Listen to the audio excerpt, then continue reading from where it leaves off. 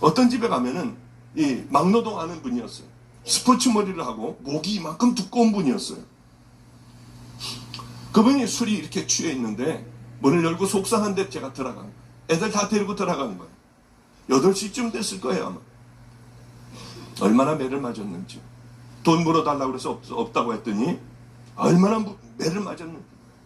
저도 얼마나 매를 맞았는지 몰라. 애들 무릎 꿇고 있으면 발로다가 막 차가지고 애들이 피투성이가 되고 얼마나 무서웠는지. 그거를 새벽 1~2시까지 하는 거예요. 그걸 안 당해보면 모릅니다. 당해보면은요, 두렵고 발로 차면은 쓰러져서 있고 치욕스럽고요. 얼른 제자리에 가서 나이가 이제 50이 된 나를 그렇게 매맞고요. 기가 막힌 거예요. 기가 막힌 거. 그러더라도 애들이 거듭나면 좋아요. 다 치르고 나올 때 되면 지네들끼리 낄낄거리고 웃어요. 마음이 얼마나 무너지는지. 그 다음 집에 또 가요.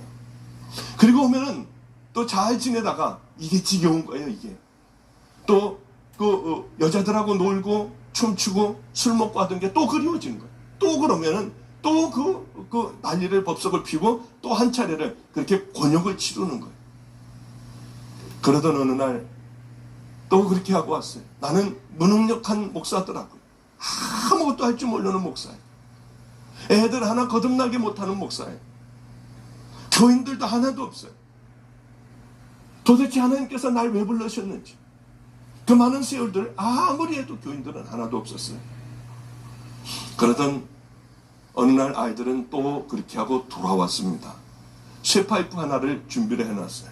저는 애들에게 욕하거나 뭐 때리거나 그런 적이 없어요. 뭐 그런 성격이 아니에요.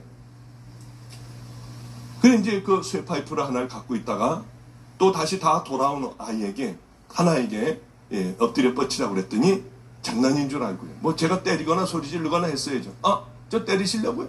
한번 때려보시죠. 뭐 때려보시죠. 자, 이렇게 하고 애가 장난인 줄 알고 그렇게 했습니다. 내가 너희들을 아무리 가르쳐도 도둑질 또 하고 도무지 고민하지 않으니 이건 내가 맞아야 된다. 그러니까 한 번에 때려야 하는데 9대를 때리다가 10대째 슬슬 때리면은 다시 때리게 하겠다. 다 터지고 이게 다 끝나버린다. 그러니까 나를 때리지 않을 아이는 지금 나가라. 다시는 내 눈앞에 나타나지 말고 내 그 약속은 지킬 거다. 애들은 저를 울면서 때렸어요. 다시는 안 그런다고 하면서 때렸어요. 슬슬 때리면 다시 때리게 했고요. 2명한테 맞고는 더 이상은 못 맞겠더라고요.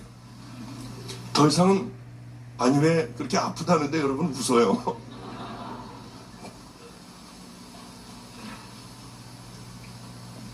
있는 힘을 다해서 쇠파이프로 휘둘르는데 젊은 애들이 휘둘르는데요. 2번째 아이에게 맞고는 주님 이제 더 이상 못 맞겠어요. 어떻게 하면 되겠어요? 3번째 아이였어요. 3번째 아이는 안 때리겠다고 했어요. 한 번만 용서해달라고 했어요. 그 아이는 나이가 좀 어린 아이였습니다. 죽어도 못 때리겠대요. 한 번만 용서해주면 이제 다시는 안 그런대. 때린 아이는 이렇게 땅바닥에 앉아서 울고 있었어요. 다들.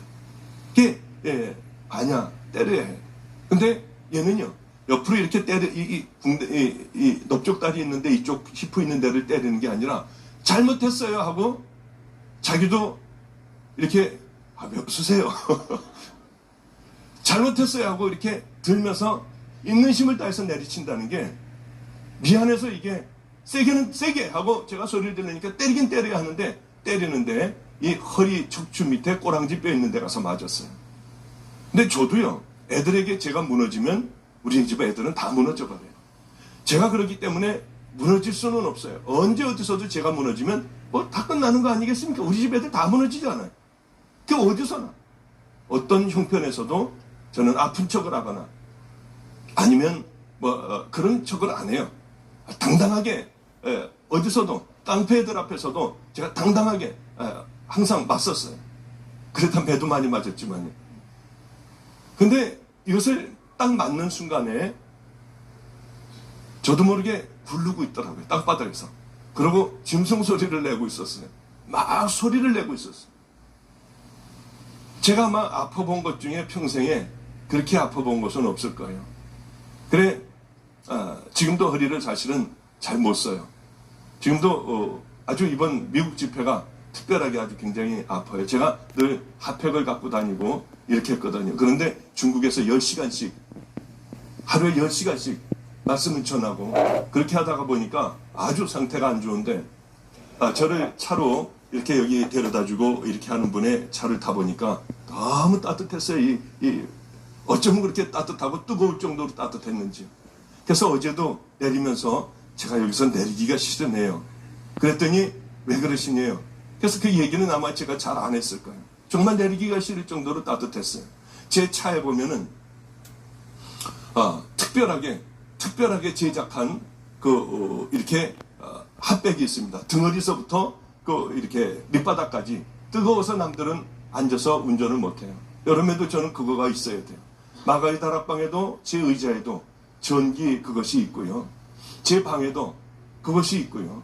교회는 특별히 또 따로 만든 이 척추 있는 그 밑에 쪽이 딱 닿을 수 있도록 아주 특별하게 만든 그런 핫팩이 어디든지 제가 가는 곳마다 다 있어요.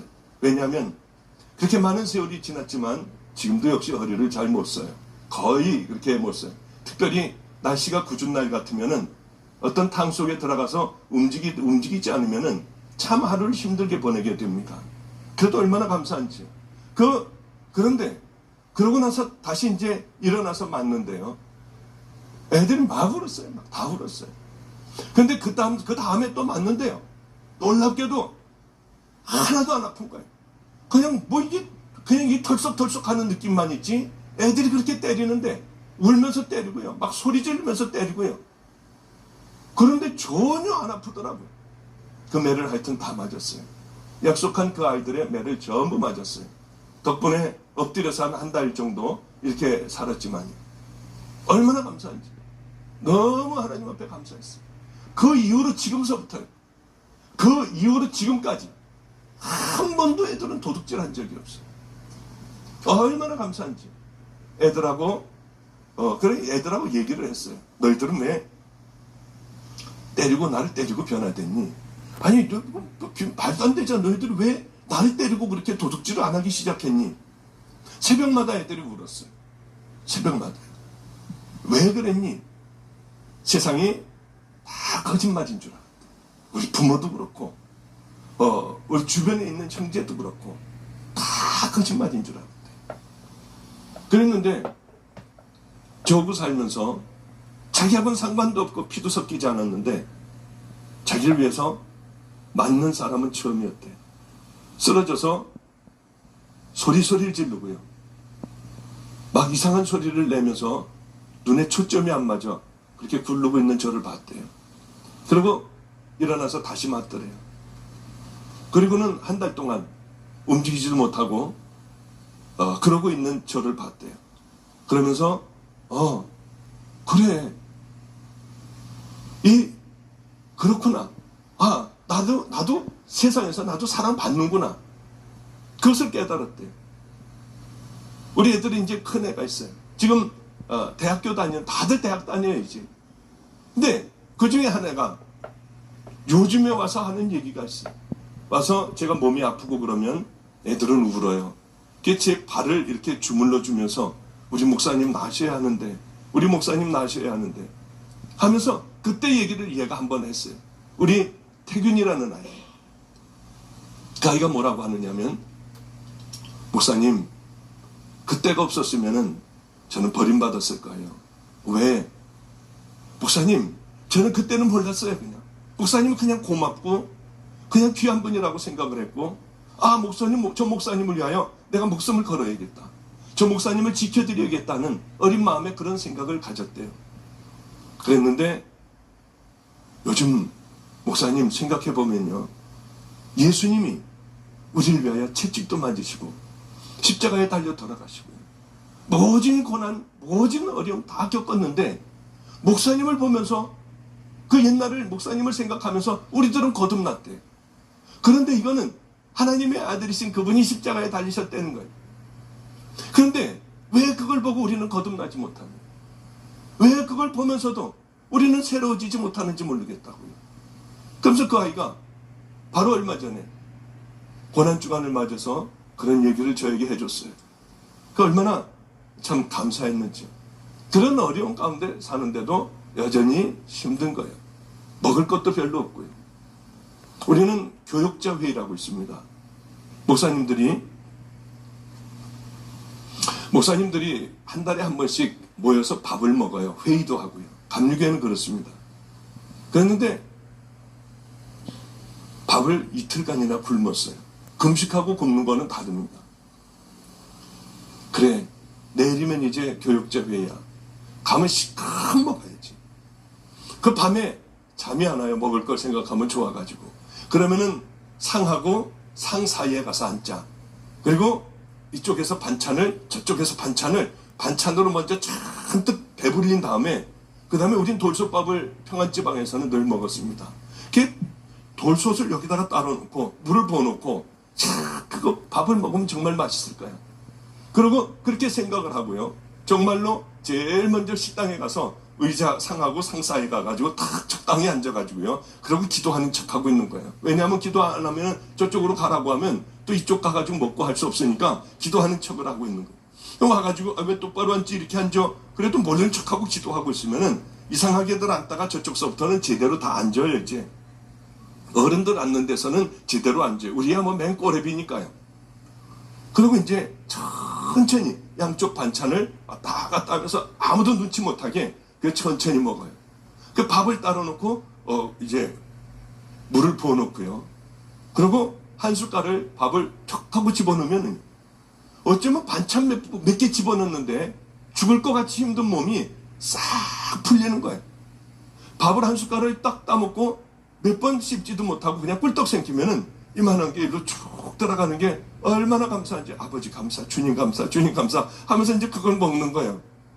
그리고 두 번째 이제 또 먹고 본격적으로 먹으려고 하다가 보면은 집에서 굶고 있는 애들이 생각이 나요.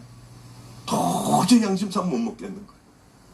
그래서 먹으려고 그러다가 숟갈을 내려놓고요. 그냥 있으면 왜 안 먹어? 요즘 얼굴이 왜 그래? 왜 이렇게 누래? 그러면은 그냥 속이 안 좋아서 그래요. 그리고 이제 있으면은 등치가 큰 목사님이 계세요. 그 목사님이 넌쩍 갔다가 그 밥을 자기한테다 이렇게 덜어놓는 거예요.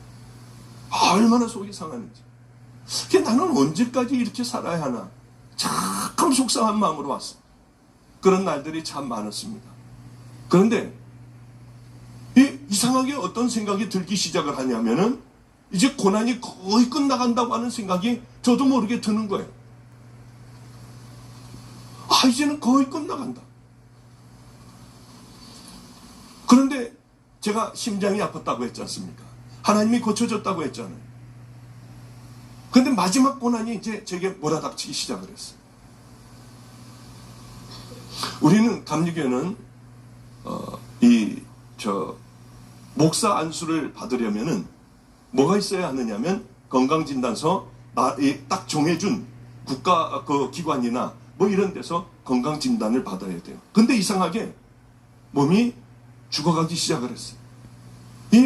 자고 일어나면 못 일어나겠는 거예요. 아무것도 못 하겠는 거예요. 이제 교회는 한 가정이 더 들어왔어요. 근데 죽어가는 거예요. 제가 죽어가는 거예요. 왜 이럴까? 왜 이렇게 식은 땀이 날까? 그러고 몸은 말라가고요. 그래, 검사를 하려고 이제 목사가 되기 위하여 검사를 하려고 병원을 찾아갔습니다.